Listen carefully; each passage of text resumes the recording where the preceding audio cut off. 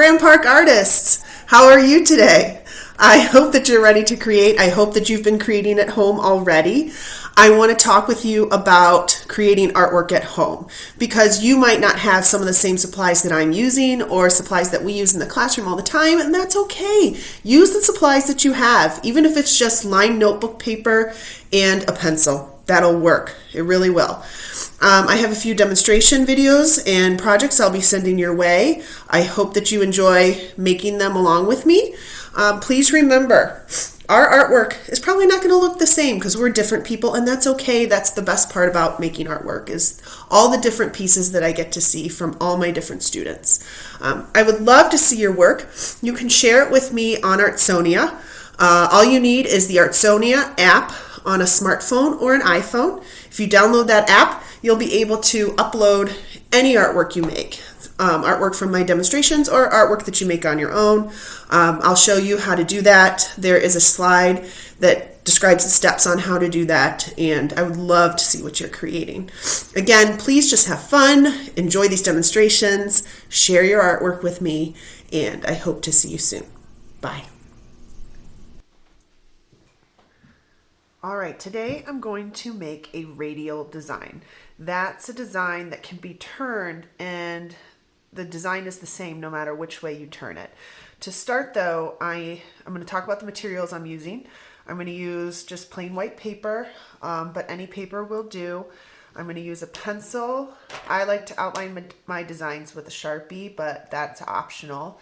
And then I'm going to add color with marker and crayons, but again, you could use whatever you have for color. If you want to paint it, you could paint it. Anything would work.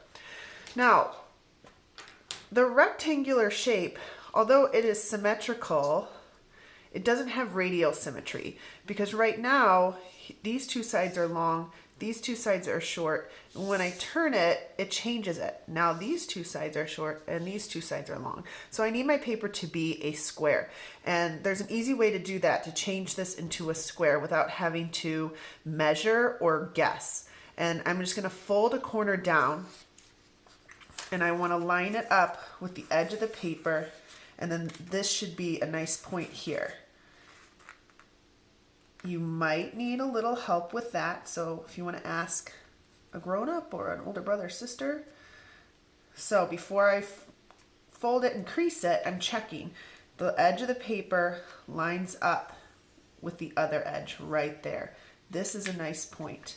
Once I have that lined up, and just get it as close as you can, then I will crease it. Okay.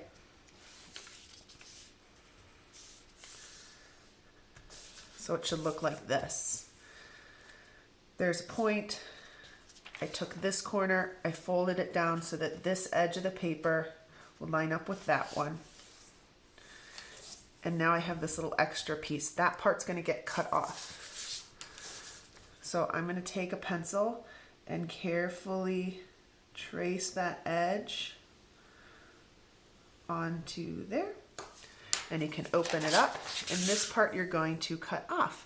If you don't have a pair of scissors, you can also do a little trick of folding it back and forth and tearing it. So I'm going to fold right on that line. Obviously scissors are easier, so if you have a pair of scissors, just cut it.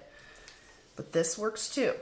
I'm going to crease it really good. I might even take a pencil or my Sharpie and kind of press on that crease, and I'm going to go back the other way and fold it this way. Again, press that crease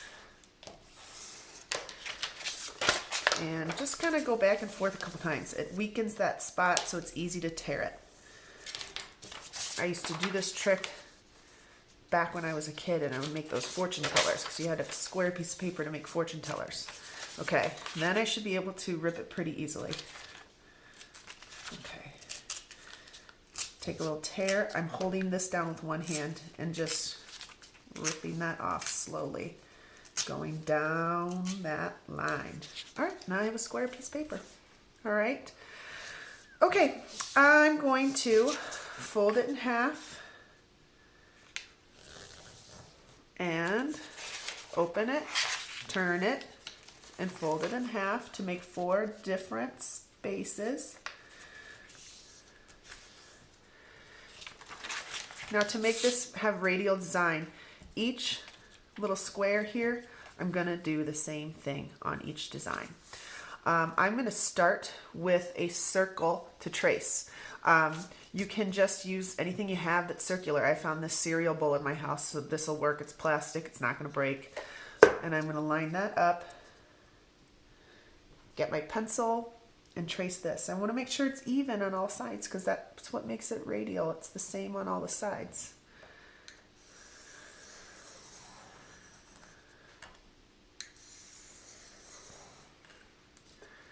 Okay. Now, I'm going to start with my design. If you have other things you could find around your house to trace to make your designs a little bit easier, I have this plastic cup, whatever. Or else you could just draw it with your hands too. I might do this. Trace this line here. This is where you get creative. You do not have to copy my design. You should be coming up with your own. I have like a little pie here. So each slice of my pie should be exactly the same, and anything that I put around my pie will be the same too. So if I want to put a circle, let's see, I think I'll do a circle in this corner like that. If I do my circle here, I'm going to rotate my paper, and I'm going to do the same thing in the next one. Lining it up. Do I have it in the same spot? Pretty close, pretty close. And I'll do this one. If I did something different on this piece, it wouldn't have radial design. It wouldn't be a radial symmetry. Okay, again, I like rotating my paper. I think it's easier than trying to just place it all around. Turn my paper, next spot.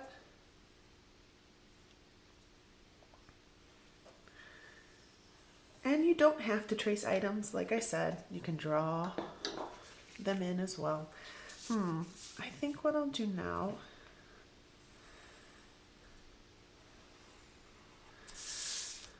and then I rotate and repeat. Rotate and repeat. Rotate and repeat. I'm going to keep working on my drawing, and I'll come back when I have it finished and you can take a look at how this design turned out. All right, here you can see my finished design. I added a few more lines. Every time I did that though, I would rotate and repeat. So if I did these triangular lines, rotate, repeat, that will keep your drawing symmetrical. Okay, that will keep it having radial symmetry. I went ahead and already outlined mine with Sharpie as well, and now I'm ready to add color. As I mentioned before, I'm going to use a combination of markers and crayons to add the color. So I'm going to get started on that. I want my colors to show radial symmetry as well. So I am going to do the rotate and repeat again with that so that the colors show radial symmetry. Just as in my classroom, this is a no scribble zone. Even though you are working at home, you should never be scribbling in color and have a lot of the white showing. If you're filling in with color, if you're filling in with marker, use the edge of your marker, slide it down the page, filling it in. If you're coloring in with crayon, color it in small sections, same direction, so it doesn't look scribbly. Same thing with colored pencils. I like to outline first with my marker, kind of make a little wall for the color to stay inside of. And then slide my marker along.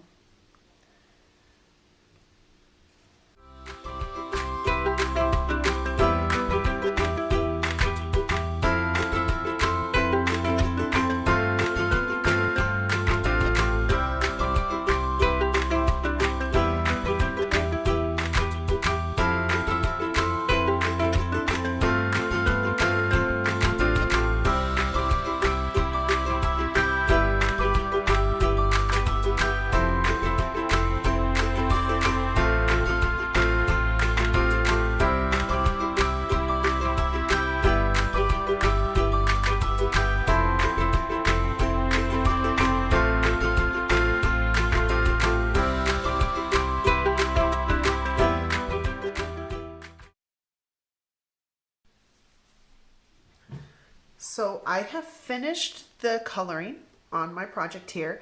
I used the crayons and markers in a few different ways. Some areas I filled in completely with marker. Some areas I filled in completely with crayon. I also used my markers to fill in with line and pattern and design. So even though you're just adding color, you don't just have to fill in everything solid. You can use the color as part of your design as well. I also want to mention, if you're using a permanent marker or if you're coloring up to the edge of your paper like I did here, put a placemat underneath your artwork. It could be a magazine, it could be a larger piece of paper, anything, just to protect the surface of the table that's underneath it. You don't want to get marker, crayon, or Sharpie on your table at home. And if you have any questions, you can email me. Feel free to rewind and go back in this video to rewatch things and see the steps again if you have questions. And please, I would love to see your finished artwork posted on Artsonia. I have given you the instructions on how to do that. So I hope to see a lot of these beautiful radial designs on Artsonia soon. And have fun making this project. Bye.